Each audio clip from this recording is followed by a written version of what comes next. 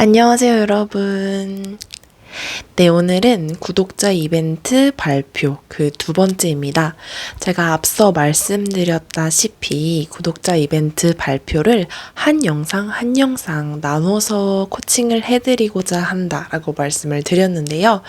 그렇게 해서 오늘은 두 번째 발표 날입니다. 오늘의 당첨자는 바로 누구누구누구누구 짠! 댕댕이성이 님입니다. 이제 구독자분이 의뢰를 해주신 사연을 한번 자세히 보도록 할게요. 일단 스페인어, 말드스, 익 모두 공부를 하고 싶다고 하셨고요. 여기 보면은 이번 달부터 공부를 하셨다고 하셨는데 지금은 제가 이제 이 설문을 받은 지가 2개월 정도 더 지났기 때문에 아마 3개월 차가 벌써 되셨겠네요. 공부 목적은 자기 개발이나 이직 등 이렇게 언어로서 오는 기회를 놓치고 싶지 않다라고 하셨는데 저는 개인적으로 이 목표를 정말 좋게 봅니다. 왜냐하면 이제 물론 특별하게 뭔가 시험이라던가 이렇게 특정 목표를 가지고 언어 공부를 시작하는 분들도 계시겠지만 사실 언어를 하나 배웠을 때 가장 크게 효과가 느껴지는 부분은 다른 게 아니라 세상이 넓어져요. 이게 막 단순히 뭐 우리가 더 갈 수 있는 나라가 많아진다 이런 느낌이 아니라 하나의 언어를 배우면 그 언어의 세상이 열립니다. 이게 다 세상이 그게 그거 아니냐라고 하실 수 있는데 그게 아니에요, 여러분. 영어라는 언어에는 영어권만의 세계가 있고 프랑스어는 또 프랑스어권만의 세계가 있고 이렇게 문화와 언어가 어느 정도 관련이 있기 때문에 다 조금씩 세상이 다르단 말이에요. 그래서 이렇게 언어를 하나 배웠을 때 그 나라의 문화와 전반적인 부분들이 쫙 열리면서 아예 그동안은 내가 알고 있던 것과 또 다른 새로운 세상이 펼쳐지게 되거든요. 그렇기 때문에 저는 이러한 이유로 언어를 공부하시는 것을 굉장히 좋게 봅니다. 공부 기간은 1년 이상, 또 하루에 한두 시간 정도 투자를 할 수 있다고 하셨어요. 그리고 현재 과외를 하고 있다고 하셨는데, 저는 여러분 개인적으로 기초 단계에서 교포 또는 원어민에게 과외를 받는 것을 그렇게 추천드리지는 않아요. 저의 개인적인 생각인데, 기초 단계에서는 아무래도 우리가 조금 체계적으로 공부를 하고자 하면은 제가 누누이 말씀드렸던 대로 문법을 기반으로 문법과 어휘가 어느 정도 기반이 다져져야지 이게 올라갈 수가 있게 되는데요. 그런 면에서 봤을 때 원어민이나 교포는 그렇게 좋은 선택지는 아닙니다. 왜냐하면 의외로 원어민이나 교포들이 이론에 약해요. 이게 무슨 말이냐면 여러분 우리가 한국어 원어민이지만 누군가 어떤 외국인한테 한국어를 한번 가르쳐봐라. 문법을 가르쳐봐라 라고 하면은 되게 난감하거든요, 사실.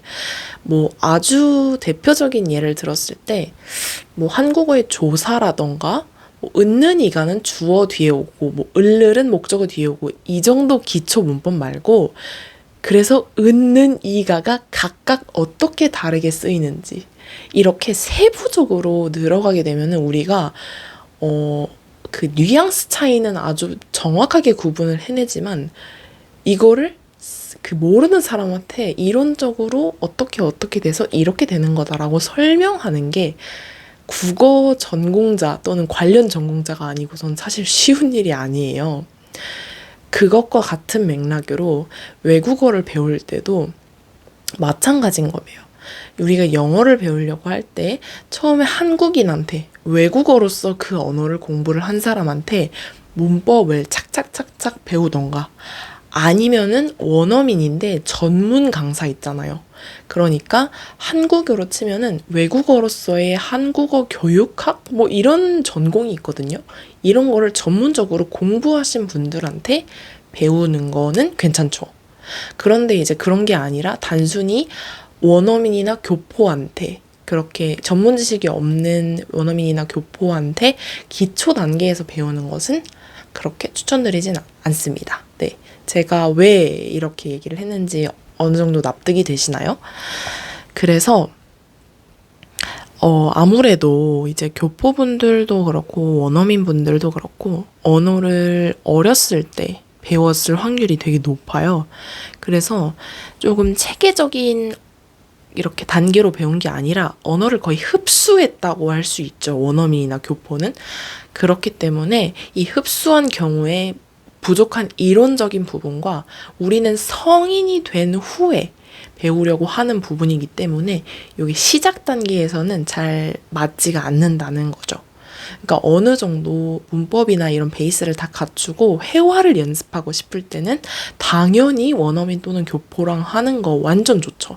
근데 이제 기본적인 단계에서는 그런 거를 좀 지향하는 것을 추천드린다는 개인적인 의견입니다. 네, 그리고 11월에 델레 아우노를 응시한다고 하셨는데 사실 제가 아우노 레벨에 대해서는 그렇게 뭐 잘 알지는 못하기 때문에 그냥 델레를 기준으로 말씀을 드릴게요. 일단은 제가 말씀드리는 거는 보편적으로 하는 뭐 배 레벨, 그러니까 배우노나 배도스 같은 레벨에 해당이 되는데 일단 되게 유명한 이제 탑2라고 할 수 있는 델레 책이 있어요. 에델사 그 주황색 책 그거랑 크로노메트로 이것도 주황색인데 이거는 베도스만 주황색인 것 같아요. 제 기억상. 아무튼 요 두 개를 구매를 하셔가지고 독해 같은 거는 충분히 혼자서 공부를 하실 수가 있고요. 저도 이제 델레를 아직 본격적으로 공부해보진 않았는데 장문이랑 말하기처럼 우리가 능동적으로 해야 되는 거 있죠. 사실 듣기나 읽기는 우리가 이렇게 능동적으로 하지 않아도 그냥 듣고 이제 받아들이면 되는 건데 말하기나 쓰기는 우리가 완전히 다 직접 써야 되는 거잖아요. 그래서 요 부분은 이제 과외나 학원이나 이런 거에 도움을 받는 것을 추천을 드리고요. 이렇게 듣기라던가 읽기라던가 이런 거는 기존의 뭐 책 아니면 유튜브 팟캐스트 이런 다양한 매체를 많이 활용을 하신다면은 충분히 독학도 가능하다는 점 말씀드리고 싶고요. 우노 레벨 같은 경우에는 쓰기나 말하기도 뭐 제 기억상 그런 학원이나 과외에 있었던 것 같진 않아요. 그러니까 보통은 도스부터 많이 있는 걸로 봤을 때 아무래도 혼자 할 수 있어서 없는 게 아닐까 싶어요. 사실 두 가지 정도 이유를 추론을 해볼 수 있는데 우노를 따시는 분이 별로 없거나 아니면 우노 정도는 충분히 독학이 가능하거나 둘 중에 하나일 텐데 어쨌거나 둘 중에 뭐더라도 독학으로 할 수 있는 여지가 훨씬 더 다른 레벨에 비해 많다는 것이기 때문에 제가 말씀드린 그런 부분은 어디까지나 참고 정도만 해주시면 될 것 같습니다. 특히나 독해 같은 경우는 그 책을 구매를 하셔서 우리가 중고등학교 때 영어 공부했던 것 마냥 그렇게 읽고 단어 찾고 해석하고 연습을 하시면은 얼마든지 가능하고요. 듣기는 이게 되게 유명한 건데 엑스트라라고 하는 스페인 드라마라고 해야 될까요? 시트콤 느낌의 그 유튜브에 올라와 있는 게 있어요. 근데 1회 이거 보시면 정말 말이 느려요. 말을 어떻게 하냐면 이렇게 해요. 말을. 이게 이렇게 말을 제가 장난치는 게 아니라 이거 무슨 주토피아의 나무늘보 같은데 진짜 거기서는 이제 외국인들 배우는 사람들을 위해서 만든 드라마라서 말을 이렇게 합니다. 그래서 처음 스페인어 듣기를 하시는 분들께는 상당히 도움이 될 수 있을 거라고 생각을 해요. 그래서 제가 요 드라마를 보실 수 있는 링크를 더보기란에 달아드릴 테니까요. 우노 또는 그 위의 레벨을 공부하시는 분들도 이제 기초를 다진다는 느낌으로 참고를 해보셔도 좋을 것 같습니다. 사실 말하기나 장문을 제가 과외나 이제 학원을 추천을 드렸던 이유가 델레는 물론 우노가 모든 레벨 중 가장 응시료가 싼 편이기는 하지만 그럼에도 불구하고 다른 어학시험의 4배, 4~5배가량이 비싸요. 그렇기 때문에 정말 이거를 한번 날리게 되면은 너무 큰 손해인 거죠. 반드시 한 번에 붙어야 하는 시험이에요. 그래서 이제 조금 처음에 투자를 하시는 거, 그러니까 말하기나 쓰기 같이 본인이 취약한 부분에 대해서는 이제 외부의 도움을 받는 거를 추천을 드린 부분입니다. 네, 그리고 마지막으로 한국에서 스페인어 활용 또는 친구를 만날 수 있는 커뮤니티에 대한 부분을 물어봐 주셨는데요. 일단은 요거는 아주 기본적인 꿀팁이라고 할 수 있는데 핸드폰이나 컴퓨터, 노트북, 언어를 싹 다 스페인어로 바꾸세요. 이게 정말 되게 클래식이죠, 사실. 언어 공부하시는 분들은 한 번쯤 해보셨을 텐데 제가 또 요거를 말씀을 드리자면 사실 도움은 은근 돼요. 특히나 초보자분들은 우리가 이제 스스로 공부를 하면서 접하지 못했던 그런 표현이나 세세한 단어들을 한 번씩 눈에 익히는 그런 작업을 할 수 있게 되는데요. 치명적인 단점이 하나 있다면 급하게 뭔가를 해야 될 때 있잖아요. 핸드폰으로. 막 어떻게 설정을 뭐 해야 된다거나 어떠한 상황이, 긴급 상황이 발생했을 때 못 알아들어가지고 이게 빨리빨리 해야 되는데 한국어는 우리가 직관적으로 딱 보면 딱 알잖아요. 근데 스페인어는 해석을 해야 되니까 한참 찾는 거예요, 한참. 그리고 급하면 또 마음이 급해지니까 한참 찾으면 열받죠.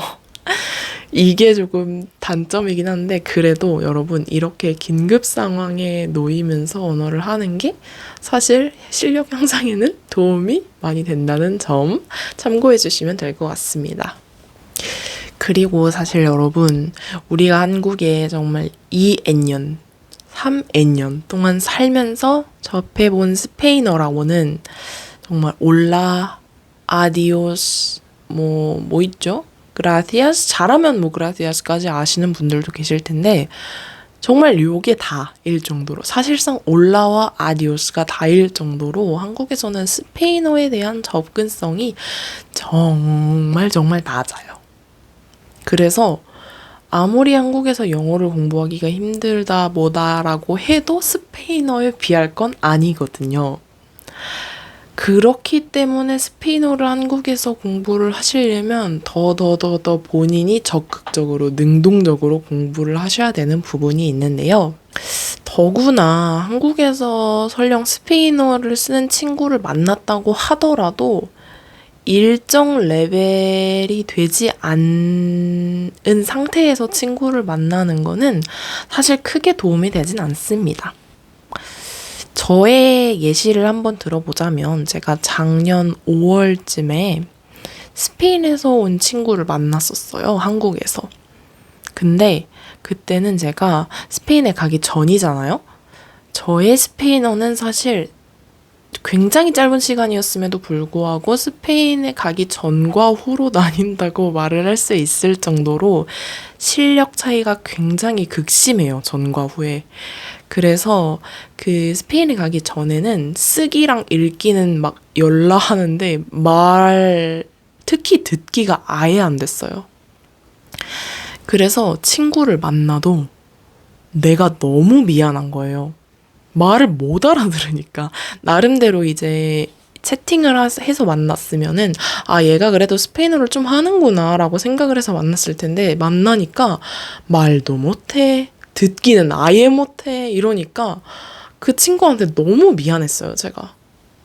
저도 제가 그렇게까지 못 들을 줄은 몰랐고 어쨌거나 그래서 사실 어느 정도 이제 레벨 미만이신 분들은 이 친구를 만나도 크게 의미가 없어요. 그러니까 이제 어느 정도 레벨이 된다라는 가정하에 이런 분들을 대상으로 말씀을 드려보자면 사실 제가 한국에서 외국인 친구를 만나는 방법에 대한 영상을 올린 적이 있어요. 이 방법은 아직까지도 정말 도움이 많이 되고 유용하고 쓰이는 얼마든지 의지가 되신다면 사용하실 수 있는 그런 방법이기 때문에 혹시 요거를 못 보신 분들은 그거를 다시 한번 보고 오시는 것을 추천을 드리고요.